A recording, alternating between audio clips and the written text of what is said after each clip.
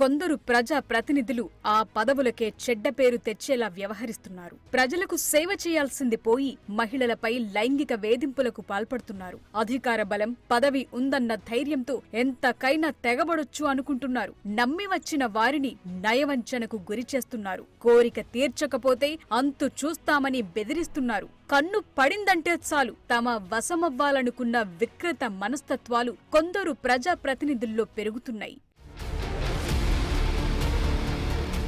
MLA, ఎంపీపై ఆరోపణలు చేయటం సులువే. అయితే వారిపై కేసులు నమోదు చేయటానికి ముందుకొచ్చేదెవరు? ఆధారాలు కావాలంటారు.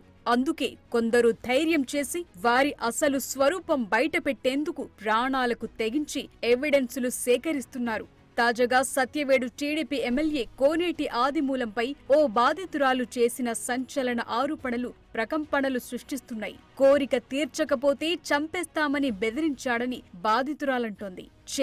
చెల్లి అంటూనే తనను లైంగికంగా వేధించాడని బాధితురాలంటోంది. 2019లో సత్యవేడు నుంచి వైసీపీ తరపున ఎమ్మెల్యేగా గెలిచిన కోనేటి ఆదిమూలం తాజా ఎన్నికల్లో టీడీపీ టికెట్పై మళ్లీ గెలిచారు. ఆదిమూలం బాధితులు ఇంకా చాలా మంది ఉన్నారని బాధితురాలు చెప్తోంది. సత్యవేడు నియోజకవర్గం కోనేటి ఆదిమూలం ఎమ్మెల్యే గారు నేను ఆయన ద్వారా క్యాన్వాస్ చేయడం జరిగినప్పుడు నా మొబైల్ నెంబర్ తీసుకుని నా మొబైల్ నెంబర్ ద్వారా నాకు పదే కాల్ చేసేవాడు. కాల్ చేయడమే కాకుండా వాట్సాప్ కాల్స్ కూడా చేసేవాడు. చేసిన తర్వాత నన్ను ఉన్నట్లుండి ఓ రోజు ఎమ్మెల్యే అయిన తర్వాత భీమాస్ ప్యారడైస్ తిరుపతికి రావాలని చెప్పి కోరగా నేను ఎమ్మెల్యే గారు ఏదో అర్జెంటుగా రమ్మంటా ఉన్నాడని చెప్పి నేను కార్ బుక్ చేసుకొని అక్కడికి వెళ్ళడం జరిగింది. రూమ్ నెంబర్ 109 జూలై 6వ తారీఖు రోజు నేను అక్కడికి వెళ్ళడం జరిగింది. అక్కడ ఎవరూ లేదు, ప్రశాంతంగా ఉండింది. ఎమ్మెల్యే గారు మాత్రమే రూమ్లో ఉన్నారు. నేను వెంటనే రూమ్లోకి వెళ్ళడం నా పైన బలాత్కారానికి పాల్పడిన తర్వాత నేను అతనికి లొంగిపోవడం జరిగిన తర్వాత ఈ విషయం ఎక్కడైనా బయట చెప్పావంటే నేను చంపేస్తాను, నీ కుటుంబాన్ని చంపేస్తాను అని చెప్పి బెదిరించడం జరిగింది. నా భర్త ఇలానే నీకే జరిగిందా, చాలా మందికి జరిగిందా అన్నప్పుడు చాలా మహిళలు, గవర్నమెంట్ ఎంప్లాయీస్ కూడా ఉన్నారు, ఇందులో మహిళలు చాలా మంది బలైపోతున్నారు. అక్కడ జరిగిన కామ క్రీడలను నేను రికార్డ్ చేసుకొని తీసుకొచ్చి నా భర్తకి ఇవ్వడం జరిగింది. తర్వాత ఈ విషయం ఆయన తెలుసుకొని నన్ను బ్లాక్మెయిల్కి గురి చేయడము, మా ఇంటి చుట్టూ 4-5 మందిని పంపించి నన్ను వెతకడం చేస్తున్నాడు. నాకు ప్రాణహాని ఉంది, ప్రాణ భయంతో నేను ఇక్కడికి రావడం జరిగింది. ఒక్క ఆదిమూలం ఇష్యూనే కాదు, ఇటీవలి కాలంలో ఏపీలో రాజకీయ నేతల లైంగిక దాడులు, రాసలీలలపై రోజుకో వీడియో బయటకొస్తూనే ఉంది.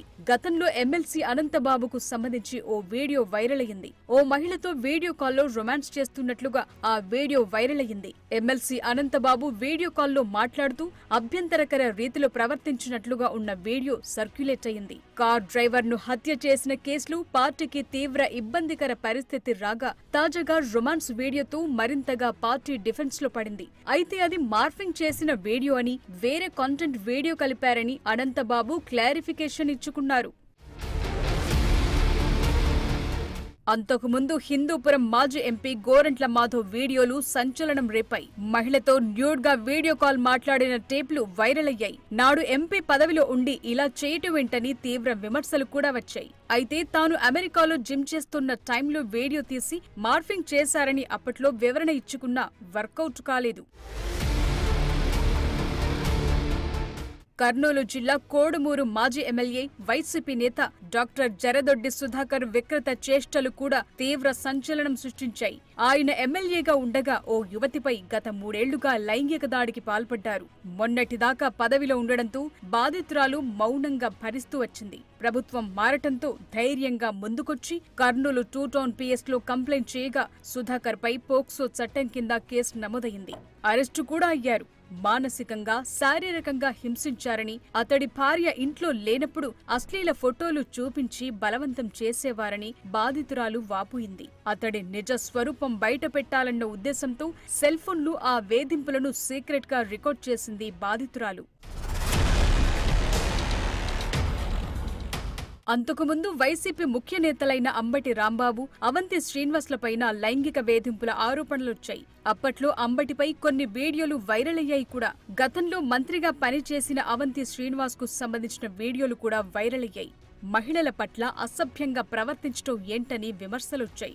అయితే తనపై కావాలనే బురద జల్లుతున్నారని ఇద్దరు నేతలు డిఫెండ్ చేసుకునే ప్రయత్నం చేశారు.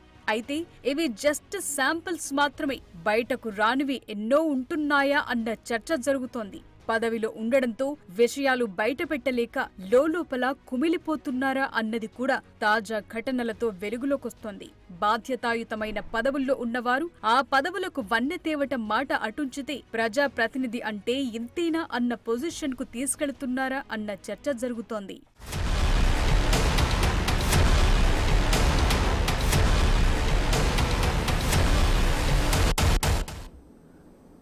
ఈ